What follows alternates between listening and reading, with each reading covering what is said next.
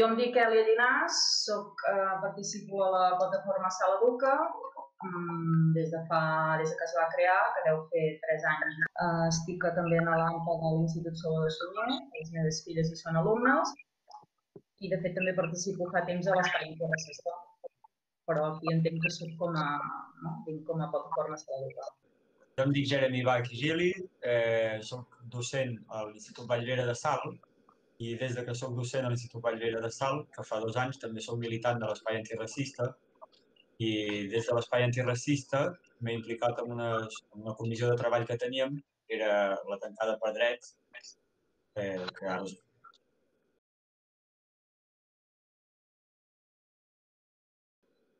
Doncs la plataforma Sala Educa va néixer bàsicament de la necessitat que veiem diferents persones de diferents entitats i diferents espais de fer alguna cosa en contra per revertir la situació greu que trobem que té el poble de Salt de la segregació escolar. Érem gent que estava vinculada a AMPAs, però també hi havia gent de l'Espai Antiracista, hi havia gent que està vinculada a entitats del tercer sector, professors a títol individual, i tot aquest caldo de cultiu doncs, vam creure que era interessant fer una mica d'unir-nos en algun espai concret. D'aquí va sortir Sala Educa i la idea sobretot era que fos més transversal que no pas com havíem treballat fins llavors el tema, que era a través de les AMPAs, que les AMPAs això sí que teníem força consciència i ho havíem anat treballant a través de la coordinadora d'AMPAs, però sempre ens trobàvem que érem només el col·lectiu de famílies, no? I ens interessava que fos això, molt més transversal amb representació de tots els agents del que seria la comunitat educativa de Salt. Aquest és l'origen. I bàsicament tot el que fem i les accions que fem i tal estan encaminades a lluitar contra la segregació. Jo per enllaçar amb el que deia l'Èlia, en l'Espai Antiracista, per posar una mica en trajectòria, tenim 10 anys de recorregut i està format per persones d'origen professional i molt divers, de Salt i Girona, bàsicament. I l'objectiu principal de l'Espai Antiracista és combatre el racisme, òbviament, tant a nivell del carrer com el racisme institucional, a través de reflexió, l'acció i la denúncia concreta. I l'agenda de les nostres activitats ve molt donada per l'actualitat. I a través del que ens trobàvem va sorgir la necessitat de crear aquesta comissió de treball amb joves que són majoritàriament extutelats a la Dgaia, que es troben en situació de desprotecció per el mal funcionament del sistema, diguem, no? Entrarem en el detall. Aquesta comissió no tenia altre objectiu inicial que el de donar un espai d'autoorganització a aquests joves perquè poguessin expressar les seves necessitats i nosaltres, en tot cas, érem els acompanyants i les acompanyants del procés. Això va anar agafant forma i força i una necessitat, entre les moltes que hi ha, que es va posar en relleu, era la de l'habitatge. A través d'aquesta necessitat de l'habitatge i, òbviament, de la reclamació constant dels papers, llocs de treball, que són el nostre lema que anem repetint, i sobretot cap jove més al carrer, és una situació que es va reproduint per el sistema, vam organitzar la tancada per drets. La tancada vam estar valorant diferents eines de protesta i en assemblea vam acabar decidint que un espai idoni per poder fer aquesta protesta era l'UDG. Llavors, el 2 de març, una trentena de joves van decidir de tancar-se allà. I fan aquest lema que us he anat dient, que és pas, sostre, treball i cap jove més al carrer. Treball i papers i cap jove més al carrer. Llavors, amb això, la idea era, òbviament, crear visibilització del problema, posar el problema sobre la taula. Les administracions estaven de sobres, que era el problema, però és una cosa que queda molt amagada sobre el fons. I tenim aquesta idea de posar-nos allà a la universitat per crear xarxa i perquè aquests joves poguessin sentir la seva veu. Això va estar agafant molta força. El problema és que a la segona setmana de tancament, de tancada, perquè això va començar el 2 de març, el dia 16 es decreta el confinament i, clar, això va reconfigurar totalment la tancada. Però seguim en tancada. El que passa que en un escenari diferent, que és el de l'alberg.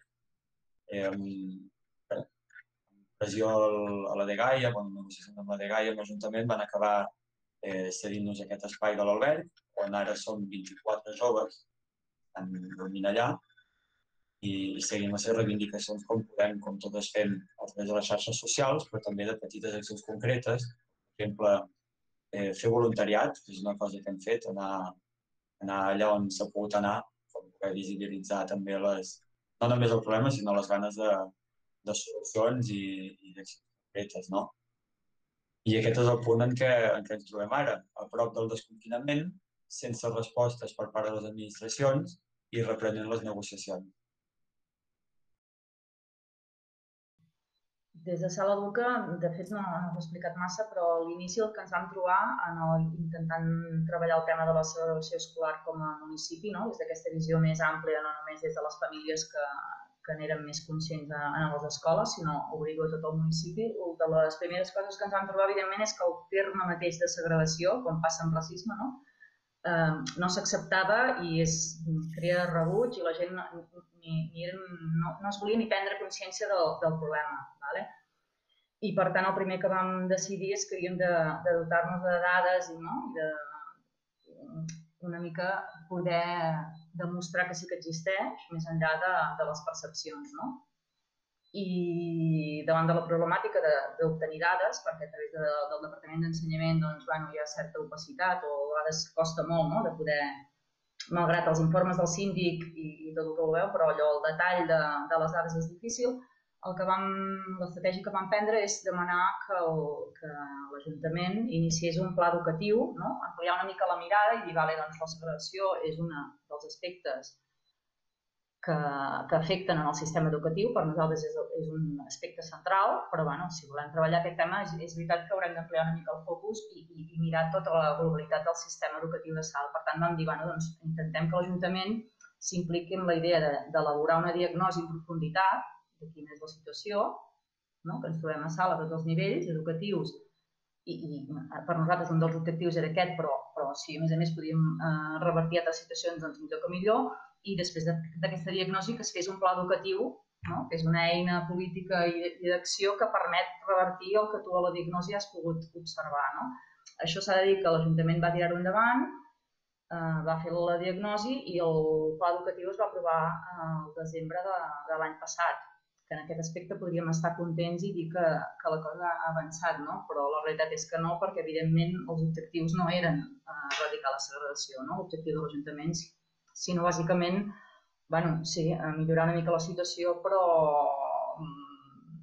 sense posar el focus en aquest aspecte. I les accions, el tipus d'accions que nosaltres fem és bàsicament fer seguiment d'aquest pla educatiu, fer una mica de vigilància o que realment es tirin endavant les accions, i després una cosa important també que fem és per les preinscripcions intentar fer una campanya de defensa de l'escola pública, això ho hem fet cada any, amb la idea de revertir aquests estereotips i aquests prejudicis que hi ha davant de les escoles públiques, perquè pensem que l'administració hi té a dir, però la ciutadania amb les seves accions individuals sabem que també, per tant, les famílies han de prendre consciència que ells estan també participant d'aquest sistema de segregació. I nosaltres, des del principi, volíem posar de manifest més encara i de forma ben pública aquest sistema fa aigües, aquest sistema que en teoria ha de donar autonomia i solucions a aquest jovent, fa aigües per tot arreu i no funciona. I està expulsant a joves sense cap tipus de recurs ni cap tipus de suport al carrer. És un degoteig constant, sobretot, per això insistim molt en el de cap jove més al carrer. No és una tancada només per aquests 30 joves, sinó pels més de 50% o 50% de joves protegits per la dgaia avui en dia que ja tenen 18 anys. Per tant, això serà un degoteig constant després d'aquest confinament. Això és molt important recalcar-ho. El canvi més gros que tenim ara mateix amb la situació de confinament, doncs, bàsicament que per nosaltres el curs aquí a Salt podríem dir que s'ha estroncat i que no sé si s'està aconseguint tirar endavant, perquè tenim moltes i moltes famílies que no tenen cap mena de connexió, ho sabeu, ni dispositius ni connexions a internet, i per tant aquest alumnat està superaïllat.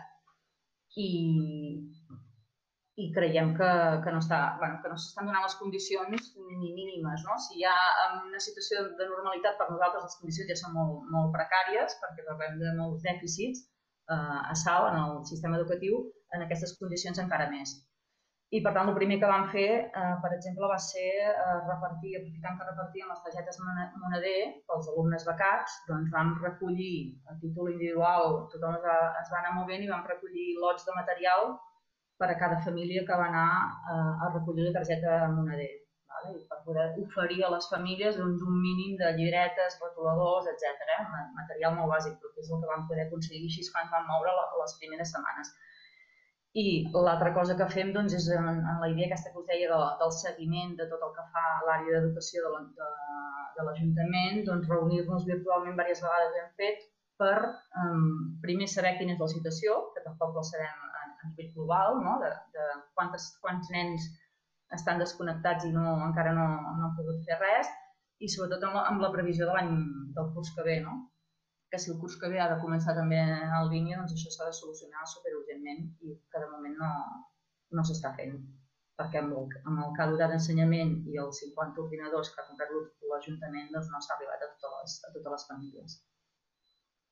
Aquesta és la situació enfront del confinament. I precisament avui, com us deia, ens volem reunir i suposo que passarem una mica al tema de denúncia, no? Perquè per les informacions que estan publicant l'Ajuntament, l'Ajuntament té sempre aquesta idea d'intentar amagar la realitat, no? Quan fa comunicació pública, i això només va sortir un reportatge a TV3 dient que semblava una situació bastant solucionada i que han cobrat 50 ordinadors, no? I segurament passarem una mica a denunciar que això és una mena de pantomima i que hi ha molts alumnes que tenen moltes dificultats i moltes famílies, clar. Per tant, és aquesta la situació d'ara mateix. Què passa amb la tancada? Que, òbviament, les regles de joc i el marc en què nosaltres ens movem s'ha transversat com el de tothom. Nosaltres teníem una idea molt clara, que era també teixir aquesta xarxa amb els sectors estudiants, el sector estudiantil, però també amb altres agents que s'apropaven a nosaltres quan estàvem a la universitat, i això amb el coronavirus s'ha tocat completament. Però no vol dir que no haguem fet res, que sí que trobes alternatives, però dins dels grans límits d'estar a l'alberg, tot el que això comporta, i també diria de la pressió policial que tots hem viscut amb l'estat d'alarma. Doncs imagineu-vos en aquest col·lectiu que ja per sistema és víctima de la persecució policial, de l'estigmatització. Imagineu-vos en l'estat d'alarma el que això ha pogut fer. Per tant, també és un altre tema a remarcar, no? Què hem fet nosaltres per evitar desaparèixer? De fet, mireu, treballar com hem pogut a través de les xarxes socials, és a dir, buscant estratègies, buscant fils que puguin anar tirant per Twitter i això, que us ho podeu consultar en el Twitter que tenim, perquè la lluita seguís visibilitzada, i després ens ha sortit aquesta oportunitat de poder anar amb grups de nanos a fer de voluntaris a Salt, i també a Girona, sobretot a Salt, per repartir aigües, per ajudar amb el CDA, i això ha ajudat a que ells poguessin sortir de l'alberg i ensenyant que estaven amb ganes de revertir la situació. Per tant, això és la reconfiguració que hem hagut de fer. Nosaltres insistim molt en que hem canviat d'escenari, però les reivindicacions són ben vives. De fet, l'altra cara del confinament és que ha posat encara més de manifest coses que ja teníem claríssimes, no? Que és que hi ha situacions d'exclusió social flagrants, hi ha situacions de discriminació, de pobresa, de manca d'accés a recursos bàsics flagrants que estan passant aquí en el nostre entorn immediat, i el coronavirus simplement les ha fet aflorar encara més. Nosaltres el que demanem és que això de l'alberg, molt bé, ha servit perquè aquests nanos tinguessin un lloc on anar, però no pot ser una visió transitòria com ho diria, quasi de sanitat, no? De que els joves no poden estar al carrer per un tema de sanitat. No només això, que no poden estar al carrer com ningú, que és drets i reivindicable. Doncs, a nivell de la lluita pels militants i les militants, nosaltres també ens hem hagut d'adaptar, com totes, no? Ens plantejàvem molt com un grup de suport les reivindicacions dels joves, ho hem seguit sent, ho seguim sent, un grup de suport, però és evident que les demandes en situació de confinament i dins l'alberg són molt diferents. Per tant, això també ha redistribuït les regles del joc, no? I això ha sigut, no diria un impediment, però sí que ha alentit tot el procés i el que podíem haver pensat. Però amb això crec que no ens diferenciem de cap altra lluita. Estem a punt d'adaptar.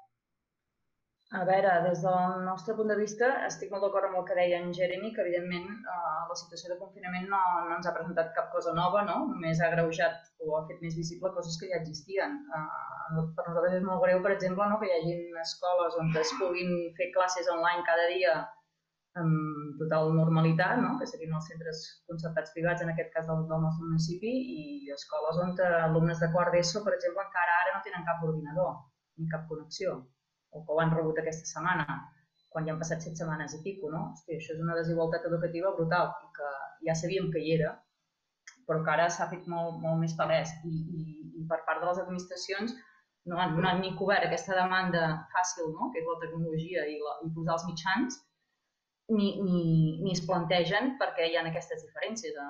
No hem vist cap idea no? Ni cap acció encaminada a això, sinó simplement, com sempre, no? Una mena de, deixeu-m'ho dir així, com caritat per aquests pobres alumnes, els comprarem 50 ordinadors i els donarem una mica de material, no? Que de fet és una acció que també vam fer nosaltres, no? Però més enllà d'això, no veiem cap replantejament, no? De pensar com pot ser que tinguem aquesta desigualtat tan bèstia, no? En els nostres estudiants, amb els nostres centres, quan són veïns tots. El que passa que les reflexions que fem sempre nosaltres tot va per allà mateix, no? Que tenim els ciutadans de primera i ciutadans de segona. I els ciutadans de segona estan majoritàriament concentrats a les escoles públiques. I per què són ciutadans de segona? Doncs perquè bàsicament no tenen dret a vot i per tant no són els votants i per tant els representants que tenim a l'Ajuntament responen als seus votants, que són els altres ciutadans. I per nosaltres moltes discussions i moltes coses que reflexionem van a parar en aquest argument i d'aquí no sortim. Per tant, no veiem l'administració enfocada a solucionar això, sinó a tapar una mica el forat i a no quedar gaire en evidència, podríem dir. Salvar-ho com puguin per no sortir gaire als diaris de la situació tan greu que tenim. I coses a fer n'hi ha moltíssimes, evidentment, però no estem veient quasi res.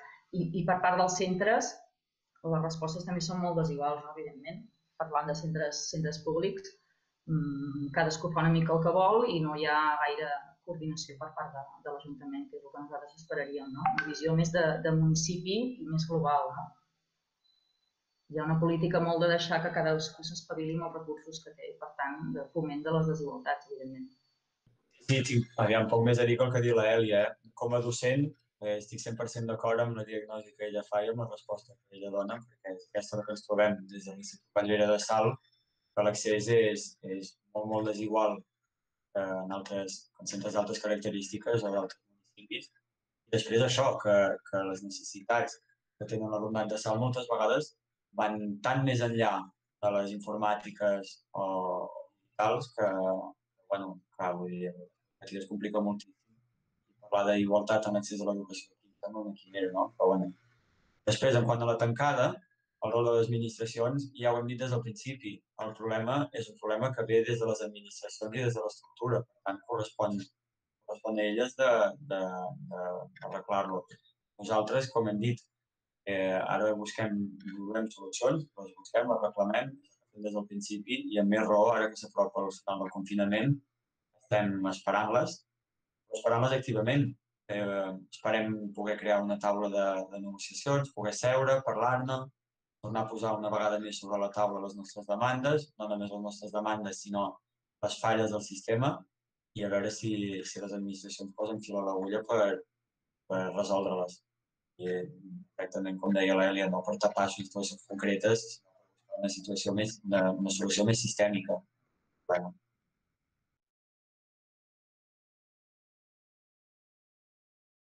Fa a la situació que estan els centres i l'alumnat, clar, res del que surt als mitjans té a veure amb l'alumnat de les escoles i instituts públics. Pràcticament res, perquè és com un altre planeta. No sabria com definir-ho millor. No? Tota aquesta situació ideal de pares a casa ajudant a fer deures i tal és una minoria, molt minoria a les escoles i instituts públics de Salt. Per tant, que la meva sí que ho és, no? La meva particular com a Eli Llinàs i la meva família, però dels companys de classe de la Berta, en fi, i de la Marina, és una minoria. Per tant, bueno, estem vivint una situació, no? Un sentiment molt estrany, no? Perquè veus que parlen d'un tema que és el teu, però que no et reflecteix gens als centres. Penseu que totes les escoles i tots els instituts són centres de màxima complexitat. Tots. Això ja, com a municipi, t'hauria de fer sonar les alarmes, no? I tenir no més recursos que els altres, sinó, en fi, una perspectiva per abordar aquesta situació molt diferent, perquè hi ha municipis que potser un dels centres és de màxima complexitat, però si són tots, hauríem d'estar sortint als diaris que és una situació dramàtica d'emergència. Si volem que aquests nens no perdin i no es desvinculin del tot de les escoles, perquè el que ens preocupa més és l'any que ve, quan comenci el curs, com estaran aquesta mainada per continuar, no? Els de la primària poden seguir una mica més el vincle més efectiu, sí que ho estan fent, no? A través de trucades, whatsapps i tal, i dels continguts, evidentment, ja ni hi entro, els continguts acadèmics o les tasques que han d'anar realitzant els nans, no? Però aquesta mena de vincle, o sentir que pertanyen a algun espai diferent del de casa, que és una cosa que necessiten molt els nens de Salt i els joves, això està costant molt, no? Perquè si no tenen els mitjans per connectar-se és l'única manera que poden conservar això. Per exemple, des del nostre institut, des del principi vam reclamar als professors, i no se'ls havia acudit, no? Que han de cuidar que el nen senti que importen algú altre, a part de la seva família, que es connecta en espais diferents del que viu a casa. I aquí a Salt això s'està fent amb moltes dificultats o no s'està fent amb una gran part de l'alumnat. Per tant, això l'any que ve jo crec que serà difícil de recuperar. Molts es desvincularan fort dels centres educatius. Per tant, hi perdrem tots com a municipi.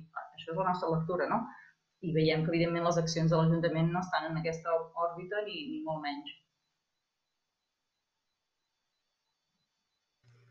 Per meva, responent a la mateixa pregunta, la tancada per drets va tenir bastant de ressò mediàtic en els seus primer temps almenys, i la cobertura que vam rebre, si és això la pregunta, sí, va respondre a les demandes nostres, que era de fer-nos visibles.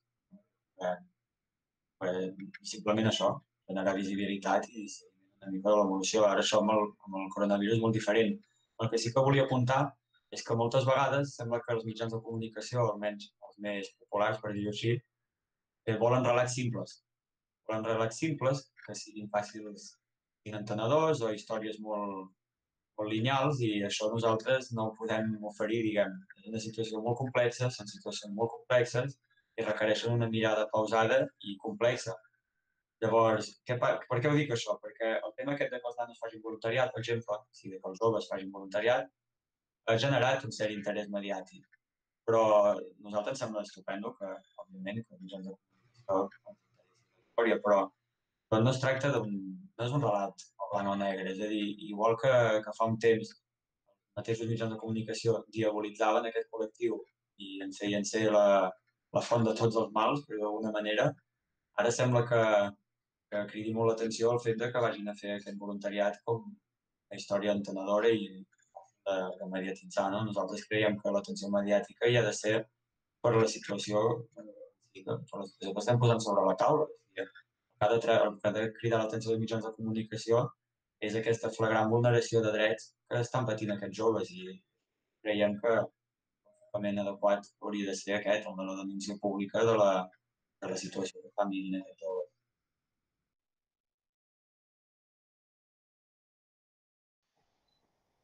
Com podríem respondre això? Home, hi ha molta... Això que deia, la situació és bastant d'aïllament, per una banda, dels infants i de les pròpies famílies, i de falta d'informació i de desconcert de què passarà, però més enllà d'això tampoc tenim molt de contacte amb les famílies nosaltres. Les famílies amb qui tenim contacte estan en una situació privilegiada. Nosaltres no hem contactat gaire amb les famílies amb més dificultat. Però vaja, sabem quines són les conseqüències d'aquesta situació pels alumnes, però clar, les famílies tenen 1000 altres problemàtiques a banda de quina és la situació dels seus infants a l'escola. Passen per davant altres coses, no? Sí. I això, per exemple, una cosa que ens preocupa fort, que vindrà ara, la preinscripció, que serà telemàtica principalment. Bé, doncs malament, no? Que les famílies de Salt, la preinscripció telemàtica la podran fer un percentatge molt baix d'alumnat. Per tant, s'hauria de plantejar una cosa a mida pels centres de salt, no? I que ja hi haurà l'opció de fer-la presencial, però no amb cita prèvia i tal, i serà molt més complicat que en altres municipis, per exemple. Això segur que generarà confusió i problemes a la preinscripció. De nou, comparteixo 100% el que diu l'Èlia i nosaltres personalment, com a tutors de quart d'ESO, l'única manera que hem tingut de tenir una comunicació bastant fluida és la trucada telefònica, ja està. O sigui, al final és això, no perdre el vincle, com deia abans l'Èlia, és molt important que l'alumnat i les famílies vegin que l'institut va més enllà del temps escolar. I ara més que mai estem al costat de les famílies. El que passa que, de nou, no hi ha una resposta estructurada en aquest hem trobat respostes com ens han anat sortint ja quasi a nivell individual o a nivell humà, però el sistema no ha respost bé. Bé, pels joves a la tancada és molt complexa i a part, com us podeu imaginar, cada jove és una història diferent com som tots i totes nosaltres. Primer, òbviament, hi havia una preocupació, com tothom, per la pandèmia, per les implicacions que això tenia, per la seva vida durant i després de la pandèmia. Això és evident que ha generat una certa inquietud. Després hem entrat en una lògica molt diferent, que és acomodar-nos o adaptar-nos a la nova realitat i també, també la comunicació amb les famílies en el país d'origen, que és important, que elles també, amb la seva complexitat i la seva diversitat, han viscut la situació de coronavirus. Els que estan allà venen del Marroc, d'Algèria i de Tunísia. Els tres països també s'ha viscut la situació de confinament amb una certa angoixa. Pel que fa a les reivindicacions dels joves, nosaltres com a grup d'acompanyament i ells també hem anat fent aquesta feina de recordatori constant, no? Vale, per molt que ara estiguem en un altre context i en una altra estructura, nosaltres hi som per al mateix motiu. Per tant, com ho hem viscut?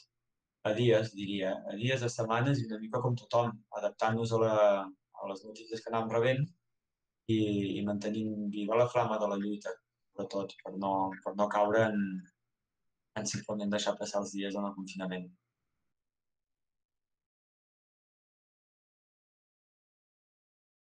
Sí, des de la tancada, primer de tot, ja m'imagino que ho fareu, però el primer de tot és que m'agradaria molt que això ho expliquessin joves, que són els protagonistes absoluts d'aquesta lluita i que tenen moltes ganes d'explicar-ho ells mateixos i ho faran molt millor que jo, el acompanyant. Després, campanyes que estem duent a terme, sí, nosaltres el que sí que ho estem fent per xarxes, òbviament, perquè és l'únic que tenim, però agraïm que la gent sigui el cas, perquè ara entrem en una nova etapa, com deia, que és la de negociacions per trobar solucions concretes. Les solucions hi ha.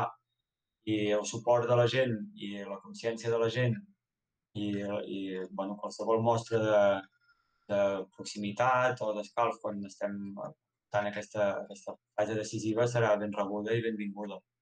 Tant aquesta és la primera. Després, suport material també necessitem. Tenim necessitats molt concretes a vegades de necessitats bàsiques que hem de cobrir i hi ha moltes persones que ens han ajudat, molts col·lectius que ens han ajudat, però de nou, qualsevol persona o col·lectiu que ens vol donar un cop de mans pot escriure i amb molt de gust ens posarem en contacte per veure com podem encaixar-ho. I bàsicament això, sobretot, la consciència, estar al cas, preguntar-nos una mica per on anem i sentir nosaltres que tenim el recolzament de la gent, nosaltres i els joves sobretot, davant d'aquesta nova fase.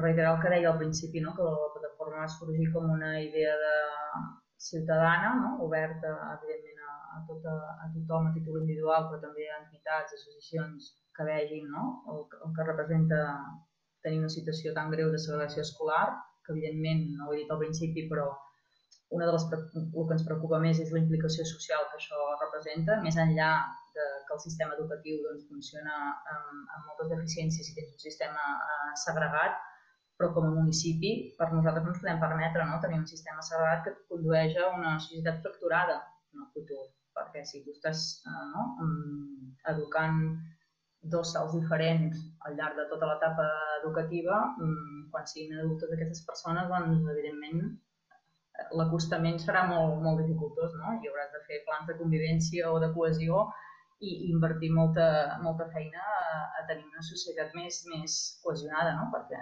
ho estàs alimentant tu mateix en el teu sistema educatiu. I que, per tant, això és una cosa que tenim molt integrada i que intentem anar repetint i fer conscient a la gent per obrir, no? Que no es pensin que és una cosa de les escoles. No, és una cosa de la societat. Quina societat volem? Doncs en funció de quina societat volem podem tenir un sistema o un altre. I després en la línia que comentava en Jeremy d'accions concretes, doncs ja us deia que ara començarà la preinscripció i és una època sensible que nosaltres també intentem, no? Doncs fer ressò de la problemàtica i que se'n sentin responsables tant l'administració, que és la principal responsable, no? de que aquest sistema educatiu promogui la desigualtat educativa, com a la ciutadania particular, no? Les famílies que han de fer escollir un centre, doncs, que siguin conscients que amb la seva acció individual també poden estar col·laborant en un sistema d'aquestes característiques i segurament tornarem a llançar una campanya que tenim uns fulletons de promoció de l'escola pública, no? La idea de trencar aquests estigmes típics de les persones que han d'escollir l'escola pública, que pensen que el nivell educatiu és més baix, etc. No? Tot d'arguments que nosaltres diem que són com falsos que amaguen aquests prejudicis racistes, no? És evident. I per tant això serà una de les accions que farem ara imminentment i que evidentment estem oberts a que tothom que vulgui sumar-se amb nosaltres, doncs, és bàsicament un espai molt de reflexió i de seguiment del que us deia, no? De l'àrea educativa de l'Ajuntament com a administració més propera que creiem que porta el pes de la responsabilitat i del Departament d'Ensenyament d'Educació.